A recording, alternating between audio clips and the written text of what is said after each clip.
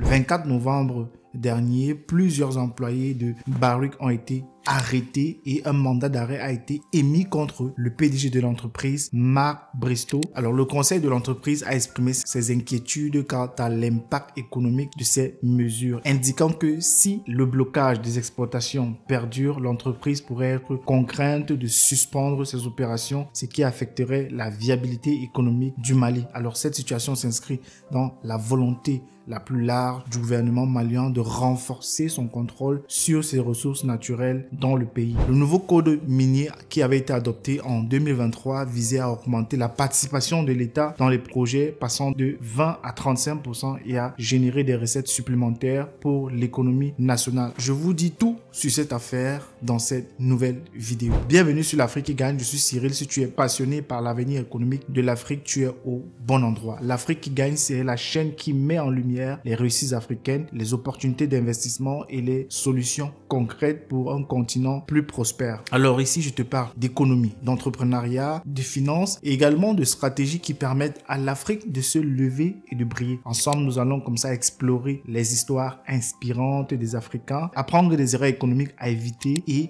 découvrir comment chacun de nous peut contribuer à la richesse et à la réussite de notre continent. Mon ambition est simple, de te donner les outils et les idées pour passer à l'action parce que je suis convaincu que l'Afrique de demain se construit dès aujourd'hui. Donc, si tu veux voir l'Afrique sous un autre angle, si tu crois au potentiel immense de nos terres et surtout de nos talents, abonne-toi à cette chaîne, active la cloche de notification et ensemble, célébrons l'Afrique qui gagne. On ne s'y attendait pas. Le Mali, l'un des plus gros producteurs d'or en Afrique, la 15e position mondiale, a décidé de bloquer les exportations de sa grande mine de Loulo-Ngounkoko. Un geste qui interpelle. Alors pourquoi le pays qui dépend autant de l'or pour ses revenus a fait un tel choix? Quelles sont les vraies raisons derrière ce blocage et surtout qu'est-ce que cela va changer pour l'économie du Mali en général? Alors, pour comprendre ce blocage, il faut d'abord poser les bases. Le Mali aujourd'hui, c'est le 3e producteur d'or en Afrique et occupe la 15e position dans le monde. En 2022, le pays a produit environ 66 000 tonnes d'or, près de 10% de son PIB. L'or représente actuellement 75% des exportations du pays et contribue de manière significative au budget national du Mali. Mais cette richesse naturelle pose une question clé aujourd'hui. Est-elle vraiment profitable pour les Maliens? 75% des exportations du pays, oui, c'est énorme. Mais ce qu'il faut d'abord comprendre, c'est que l'exploitation industrielle de l'or au Mali a pris de l'ampleur dans les années 80, lorsque les entreprises étrangères comme Barrick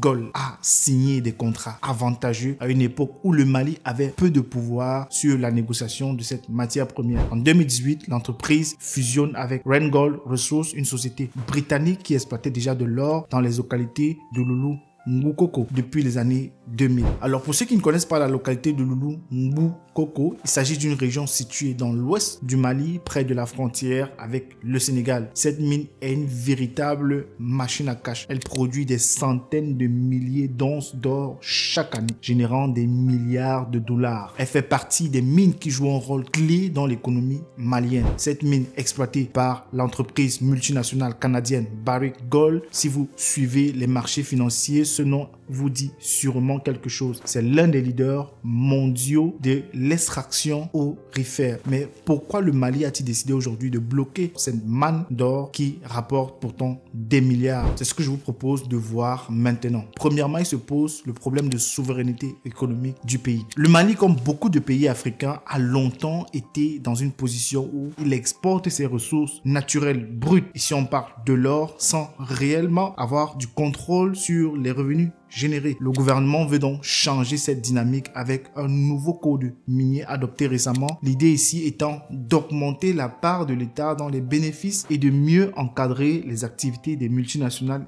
étrangères. En deuxième position, il s'agit ici de promouvoir le raffinage local. Transformer l'or sur place, c'est l'ambition du Mali. Pourquoi envoyer de l'or brut à l'étranger alors qu'on pourrait raffiner directement au Mali? Cela créerait pourtant des emplois, stimulerait l'économie locale et surtout, ça ajouterait beaucoup de valeur ajoutée au pays. C'est ainsi qu'en mars 2024, le Mali a signé un protocole d'accord avec la société russe Trasvemet. Cette collaboration permettra donc de construire une usine de raffinage d'une capacité de 200 tonnes d'or par an. Troisième, maintenant, il y a la tension, du moins les tensions entre la Barrick Gold et le Mali. L'entreprise a tout simplement eu jusqu'ici de nombreux désaccords avec l'État malien. On parle de taxes non payées, des contrats jugés extrêmement défavorables, ce qui a causé donc un blocage de la part du gouvernement malien afin de forcer l'entreprise à revoir en fait ses ambitions dans le pays. Les conséquences sont claires, le Mali devra trouver des solutions pour s'en sortir soi-même. Donc maintenant, voyons ce que ça change parce que une décision comme celle-là n'est pas anodine.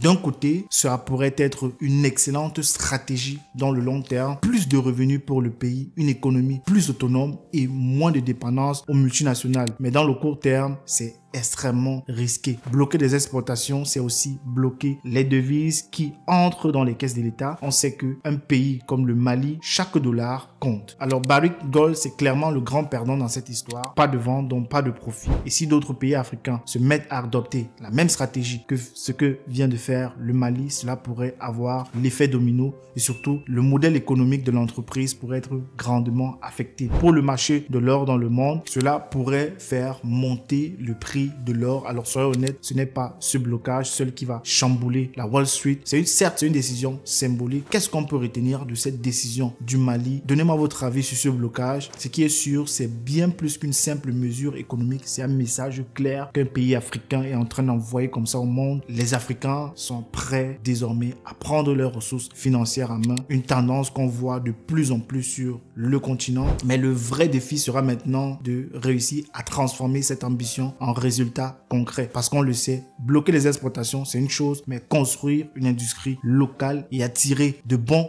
investisseurs, éviter les pièges, faire du réel profit, c'est un autre niveau. Que pensez-vous de cette affaire? Que pensez-vous de ce modèle? Est-ce que les autres pays africains devraient-ils suivre l'exemple du Mali? Donnez-moi vos avis en commentaire de cette vidéo. Si vous avez aimé cette vidéo, n'hésitez pas à la liker, la partager. Voilà, ça me ferait très plaisir. Abonnez-vous à cette chaîne. Quant à moi, on se donne rendez-vous à très bientôt pour une prochaine vidéo.